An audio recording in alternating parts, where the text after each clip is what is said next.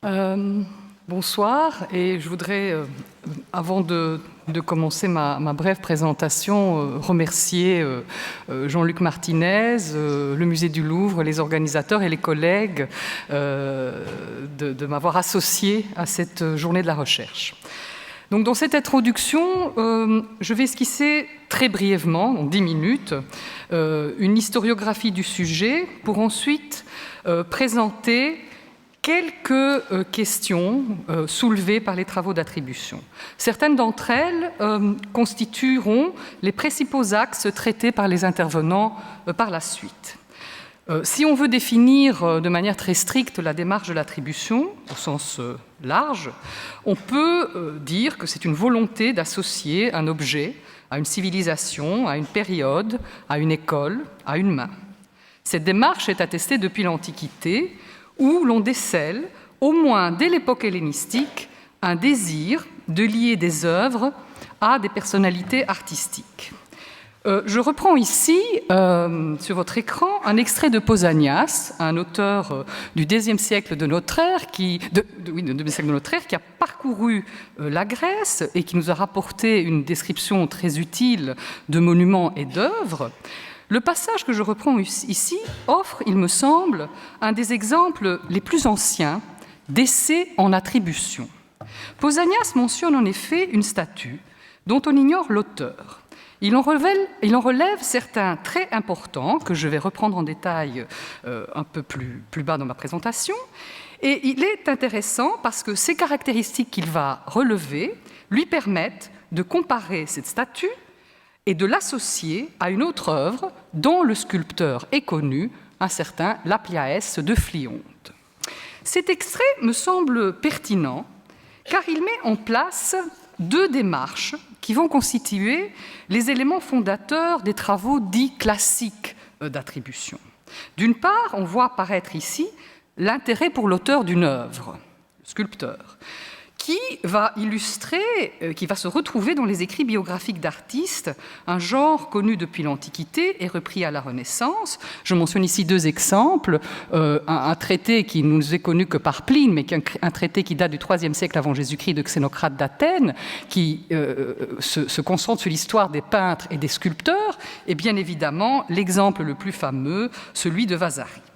D'autre part, cet extrait de Pausanias prend en compte une série d'éléments qui vont lui permettre, en quelque sorte, de construire une analyse stylistique des œuvres examinées.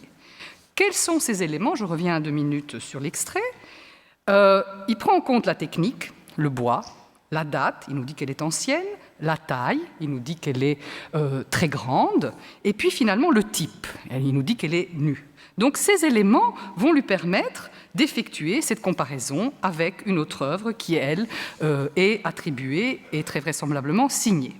Cette deuxième approche va caractériser et annonce en quelque sorte une figure qui se met vraiment en place à partir du XVIIIe siècle, celle du connaisseur et du connoisseurship.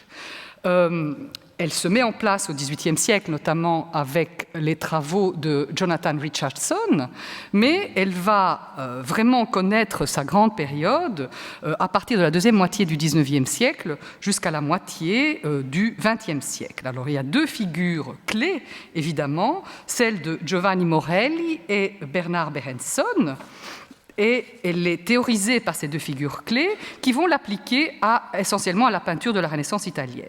Mais elle sera très vite, cette méthode, étendue à d'autres classes de matériaux et à d'autres périodes, comme par exemple la céramique à décor figuré à travers les travaux de John Davidson Beazley. Le choix de la céramique à décor figuré n'est pas gratuit, je suis une spécialiste de céramique grecque.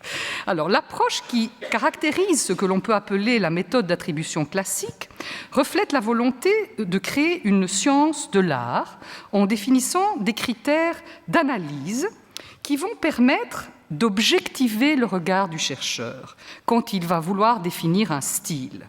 Cette quête d'objectivation, finalement, elle s'inscrit dans la démarche positiviste qui se met en place dans les travaux scientifiques et académiques du courant du XIXe siècle. Sur quoi elle va se concentrer? Elle va évidemment accorder une très grande importance au style. Et je me permets de citer ici Bisley qui nous dit « The name of a painter is of little importance. What interests us is himself and his style. » Donc le peintre, évidemment, existe à travers son style. Donc on va s'intéresser à la fois aux œuvres signées, mais aussi aux œuvres non signées.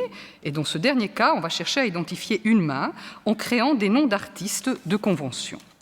Pour définir donc ce style, on va accorder au départ, donc selon cette méthode classique d'attribution, une importance minutieuse aux détails, reproduit régulièrement par un artiste et considéré comme caractéristique de sa main, comme son écriture propre.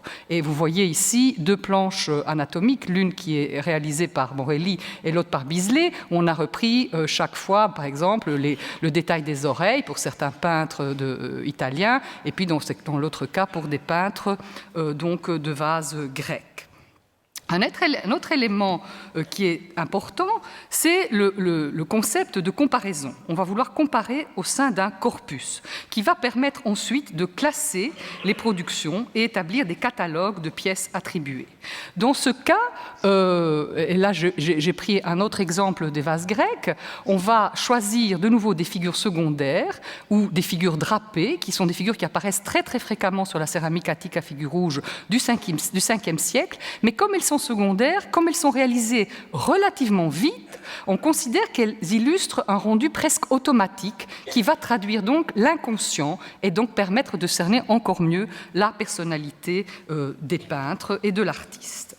Mais aujourd'hui, et depuis quelques années déjà, on ne se limite plus évidemment simplement à prendre en compte l'analyse de ces traits du dessin pour définir un style et en tout cas pour comprendre les caractéristiques d'une production artistique ou artisanale. Donc cette méthode d'analyse visuelle est désormais complétée par une approche plus technique, plus technologique, que je comparais presque à une approche archéologique de l'objet. Pourquoi? Parce qu'on essaye de suivre le processus créatif qui est restitué, notamment grâce à des techniques de laboratoire, selon presque des moments, des couches successives de création. Et donc, on aura toute une série de méthodes de laboratoire, mais également le travail du potier, par exemple, pour la céramique, ou encore le dessin préparatoire pour la peinture, qui seront pris en compte. Et j'ai repris comme illustration ici l'agneau mystique qui vient d'être restauré donc de Van Eyck. En fait, pendant très longtemps, il y a eu un grand débat pour savoir si les panneaux inférieurs avaient été réalisés en même temps que les panneaux supérieurs avec la scène de l'Annonciation. Et l'analyse en réflectographie infrarouge a bien montré la présence en fait des mêmes éléments de décor architectural, donc des arcs trilobés, donc sur les panneaux avec l'Annonciation, ce qui indiquerait que l'ensemble de ces panneaux a été réalisé en même temps. Donc il faut souligner donc, dans cette approche, dans cette méthode de l'attribution, aussi l'importance de l'interdisciplinarité. On en a beaucoup parlé ce matin par rapport aux fouilles, mais l'importance de l'interdisciplinarité aujourd'hui est également un impératif dans les travaux d'attribution. On va multiplier les approches, à la fois l'objet évidemment, à la fois le laboratoire, à la fois les archives quand ils sont à disposition. Donc tout ce renouvellement finalement et cette multiplicité des approches vont nous mener à réinterroger et à redéfinir la notion d'atelier, et on va aller vers de l'individu, si vous voulez, vers le collectif. Donc les travaux d'attribution vont soulever cette question très complexe et pertinente de l'organisation interne des ateliers et de leur rapport entre eux. Donc les travaux, on l'a vu, dits classiques d'attribution avaient privilégié au départ la quête pour des individualités artistiques, parfois attestées par des signatures, parfois restituées à partir de la seule analyse stylistique. Cette image d'une production articulée autour de personnalités fondatrices conditionnait une vision bien spécifique de l'atelier qui était organisé autour d'un maître entouré d'élèves ou de suiveurs.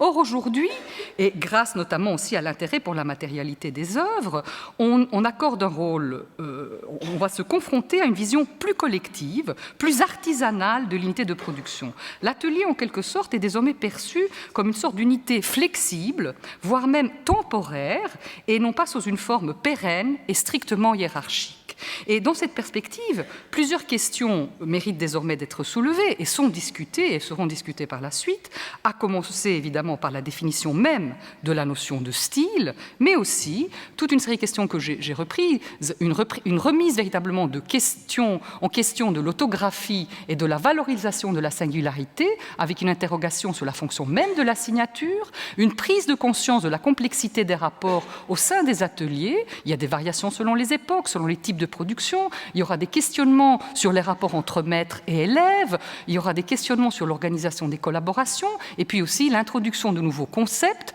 avec aussi un questionnement sur la définition de concepts plus anciens, donc la notion de série, la question des copies, qu'est-ce qu'on entend par copie, et la question des répétitions et de l'originalité. Et juste pour illustrer le propos, vous avez 3 vases devant vous, avec au centre un cratère qui est signé Euphronios du dernier quart du VIe siècle, qui était à la Villa Giulia à Rome, et de chaque côté 2 autres pièces qui sont attribuées au même atelier, qui ne sont pas signées. Vous voyez qu'elles reproduisent alors soit une thématique iconographique, une scène identique qui est la mort de Sarpédon, soit une iconographie et une composition identique. À droite, donc le transport d'un guerrier mort au combat, et on a toute une discussion pour savoir comment on peut comprendre ces œuvres au sein de l'atelier. Est-ce qu'on peut les appeler des copies? Est-ce que c'est, notamment pour la première, est-ce que c'est une œuvre de jeunesse, entre guillemets, de Phronios, etc. Donc il y a vraiment une nouvelle discussion et un nouveau questionnement.